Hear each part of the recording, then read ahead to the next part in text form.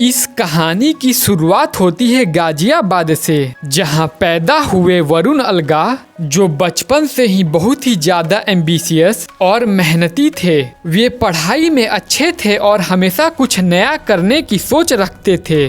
दूसरी तरफ थी गजल अलगा, जो हरियाणा के गुरुग्राम के रहने वाली थीं। बचपन से ही उन्हें आर्ट, क्रिएटिविटी और डिजाइन का बहुत ही ज्यादा शौक था, लेकिन उन्हें क्या पता था कि एक दिन उनका ये क्रिएटिविटी माइंड $1 बिलियन ब्रांड बनाने में मदद करेगा। वरुण ने अपनी पढ़ाई दिल्ली कॉलेज ऑफ इंजीनियरिंग से की और MBA के बाद FMCG सेक्टर में काम करना शुरू किया। उन्होंने हिंदुस्तान यूनिलीवर, कोको कोला और डियागो जैसी बड़ी कंपनियों में काम किया। वहीं दूसरी तरफ गजल ने फाइन आर्ट्स में पढ़ाई की और कॉरपोरेट ट्रेनर और पेंटर के रूप में अपना करियर शुरू किया। दोनों की मुलाकात हुई, प्यार हुआ और फिर शादी हो गई। लेकिन उनकी असली कहानी तो शादी के बाद शुरू होती है। जब वरुण और गजल का पहला बच्चा हुआ तो उनके जीवन में खुशी तो आई ही,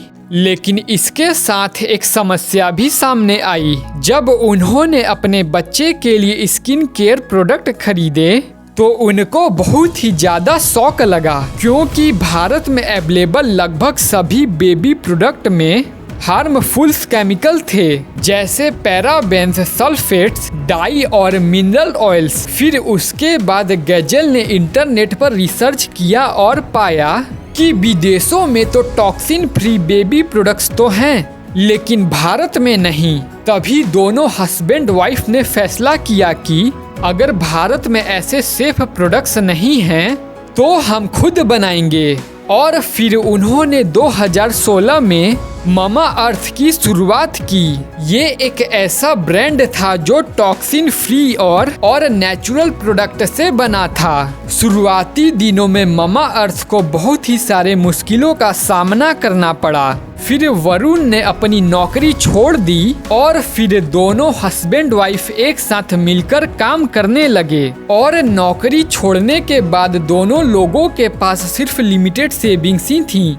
और वे लोग जब इन्वेस्टर के पास गए तो इन्वेस्टर को भी ये आइडिया कुछ ज्यादा प्रैक्टिकल नहीं लगा, लेकिन वरुण और गजल को अपने विजन के ऊपर पूरा भरोसा था। उन्होंने डर्मेटोलॉजिस्ट्स के साथ मिलकर सेफ इंग्रेडिएंट्स चुने और US based made safe certification हासिल किया, जो किसी भी इंडियन ब्रांड को पहली बार मिला था। फिर उन्होंने अपने पहले प्रोडक्ट बेबी लोशन, शैम्पू और मसाज ऑयल को लॉन्च किया। धीरे धीरे लोग इन प्रोडक्ट्स को भी पसंद करने लगे, क्योंकि यह प्रोडक्ट वाकई केमिकल फ्री और सेफ थे। अब फिर ममा अर्थ के लिए चैलेंज ये था कि अवेयरनेस कैसे बढ़ाई जाए। वरुण और गजल ने ट्रेडिशनल टीवी एड्स पर पैसा खर्च करने के बजाय सोशल मीडिया मार्केटिंग का रास्ता चुना। उन्होंने मदर्स और यंग पेरेंट्स को टारगेट किया जो फेसबुक और इंस्टाग्राम पर एक्टिव रहते थे,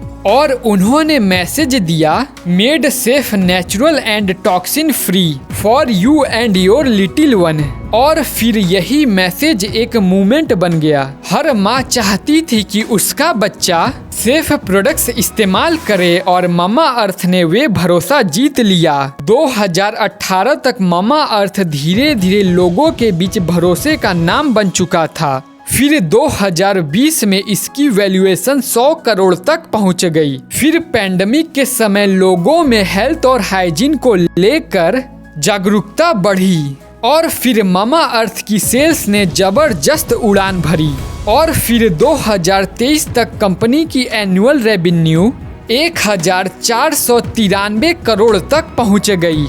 और फिर फाइनेंशियल ईयर 2024 में ये बढ़कर 1920 करोड़ हो गया। इस साल कंपनी ने करीब 111 करोड़ का नेट प्रॉफिट कमाया। आज ममा अर्थ के पास 700 से ज्यादा टॉक्सिन फ्री प्रोडक्ट्स हैं, जैसे baby care, skin care, hair care और मेकअप कैटेगरीज। और 2022 में कंपनी का वैल्यूएशन लगभग 1.2 बिलियन यूएस डॉलर तक पहुंच गया और 2023 में मामा अर्थ की parent company Honasa consumer limited ने अपना आईपीओ लॉन्च किया।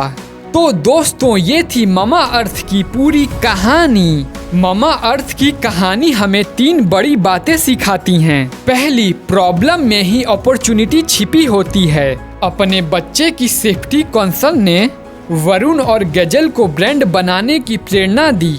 दूसरा, ट्रस्ट सबसे बड़ा कैपिटल है।